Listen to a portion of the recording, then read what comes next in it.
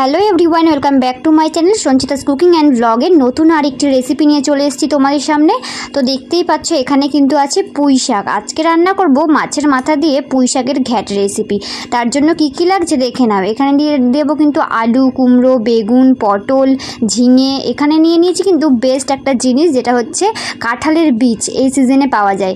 তারপর আদা, রসুন, কাঁচা লঙ্কা, পেঁয়াজ, যেগুলো যেগুলো লাগবে সেগুলো কিন্তু সব কেটে নিয়ে নিয়েছি। আর এখানে নিয়ে নিয়েছি একটা কাতলা মাছের মাথা। তো চলো এবার কিন্তু রান্নাটা শুরু করা যাক। তো পুরো ভিডিওটা দেখতে থাকো, আশা করছি তোমাদের ভালো লাগবে। আর ভিডিওটা দেখা শুরু করার সময় কিন্তু একটা লাইক দিয়ে দিতে, অবশ্যই একটা লাইক করে দিই। তো চলো ভিডিওটা শুরু করা যাক। এখানে কিন্তু কাতলা মাছের মাথার মধ্যে সবার প্রথমে আমি লবণ আর হলুদ মাখিয়ে নেব। মাছের মাথাটা সবার আগে কিন্তু ভালো করে ধুয়ে নিয়েছি, তারপর লবণ আর হলুদ মাখিয়ে নেব। ভালো করে মাখানো হয়ে গেলে কিন্তু একটা কড়াই বসিয়ে নেব এবং কড়াইতে কিন্তু সর্ষের তেল দিয়ে দেবো। রান্নাটা আমি সর্ষের তেলেই করব, তাহলে কিন্তু টেস্ট ভালো হয়। যাই হোক, এবার তেলটা গরম হয়ে আসলে মাছের মাথাগুলো কিন্তু ভেজে তুলে রাখবো।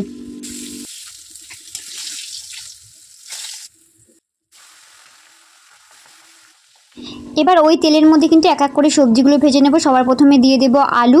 আলুগুলো যেহেতু একটুখানি ভাপিয়ে নিয়েছিলাম, একটু হালকা করে সিদ্ধ করে নিয়েছিলাম, তাই জন্য বেশি কিন্তু ভেজে নেওয়ার দরকার নেই, হালকা একটু ভেজে নিয়ে দিয়ে দেব সমস্ত সবজিগুলো, পটল, কুমড়ো, তারপর দিয়ে দেব কিন্তু ঝিঙে আর বেগুন, সমস্ত যা যা সবজি কেটেছি সমস্তটাই দিয়ে কিন্তু ভালো করে এবার ভেজে নিতে হবে। সবজিগুলোর মধ্যে একটু লবণ আর হলুদ দিয়ে দেবো, যাতে তাড়াতাড়ি ভাজা হয়ে যায়।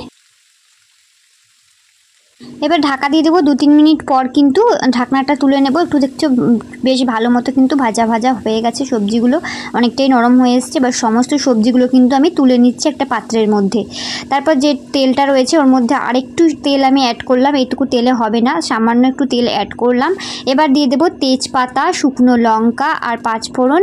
তো চলো এবার ফোড়নটা একটু হয়ে আসলে এর মধ্যে দিয়ে দেবো কুচিয়ে রাখা পেঁয়াজ কুচিগুলো দিয়ে কিন্তু একটু হালকা করে গোল্ডেন ব্রাউন করে ভেজে নিতে হবে। হালকা যখন বাদামি বর্ণের ভাজা হয়ে আসবে তখন কিন্তু আমি এর মধ্যে দিয়ে দেবো আদা রসুনের বাটা। আদা রসুন বাটা দেখতে পাচ্ছ, এখানে রসুন বাটা দিলাম আর আদা বাটা দিলাম। এবার কিন্তু এটা একটুখানি নাড়াচাড়া করে ভেজে নেবো, যাতে কাঁচা গন্ধটা চলে যায়। তারপর দিয়ে দেবো কিন্তু শুকনো লঙ্কা বাটা। এখানে 2টো শুকনো লঙ্কা বেটে দিয়েছি, আর দিয়েছি সামান্য একটু টমেটো, একদম অল্প দিয়েছি দেখতেই পাচ্ছ। তারপর কিন্তু এর মধ্যে দিয়ে দেবো জিরে, ধনে, কাঁচা লঙ্কা একসঙ্গে বেটে নিয়েছি, আর দিয়ে দিচ্ছি লবণ, হলুদ। তো আর দিয়ে দিলাম বাটিটা ধুয়ে একটু সামান্য জল দিয়ে দিলাম, যাতে মশলাটা লেগে লেগে না যায়, খুব ভালো মতো কষানো হয়ে যায়।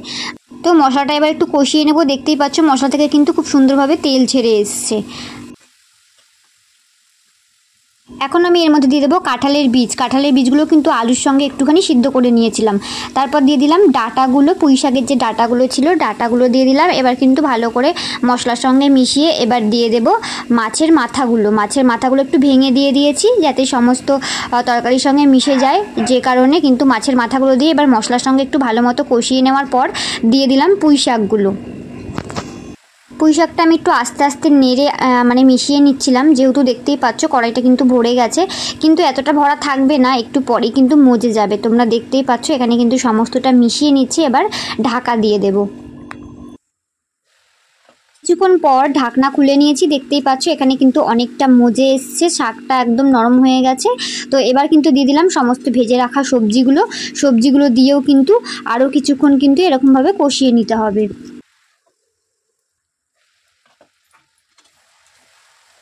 এবার আমি অ্যাড করলাম সামান্য একটু কিন্তু গরম জল।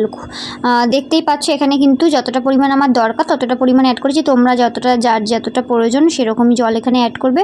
তো তারপর কিন্তু এটাকে পুরো একদম টানিয়ে নিতে হবে, ভালো মতো শুকিয়ে নিতে হবে। একদম একটা ঘ্যাট রান্না করলে যেরকম একদম পুরো টানিয়ে নিতে হয়, দেখতেই পাচ্ছ এখানে কিন্তু অনেকটা ঝোল রয়েছে, কিন্তু পুরো জলটা শুকিয়ে নিতে হবে।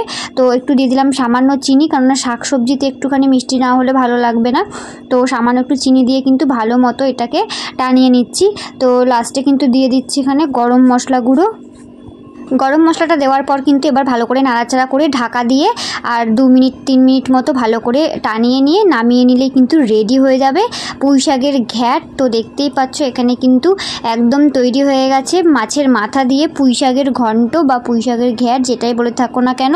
তো বন্ধুরা ঝটপট কিন্তু কমেন্টসে জানিয়ে দিও তোমাদের রেসিপিটা কেমন লাগলো। আর যদি তোমাদের মাছের মাথা দিয়ে পুঁই শাক এইভাবে রান্না করে দেখো, আর অবশ্যই ভালো লাগবে। আর তোমাদের ভিডিওটা যদি ভালো লেগে থাকে অবশ্যই লাইক, কমেন্ট, শেয়ার করে চ্যানেলটাকে কিন্তু সাবস্ক্রাইব করতে কেউ ভুলো না। যারা যারা ফেসবুক থেকে দেখছো ফেসবুকের পেজটাকে ফলো করে দিও আরও নিত্য নতুন ভিডিও দেখার জন্য। তো চলো আজকের মতো এখানেই টাটা করছি, আবার দেখা হবে নেক্সট ব্লগে।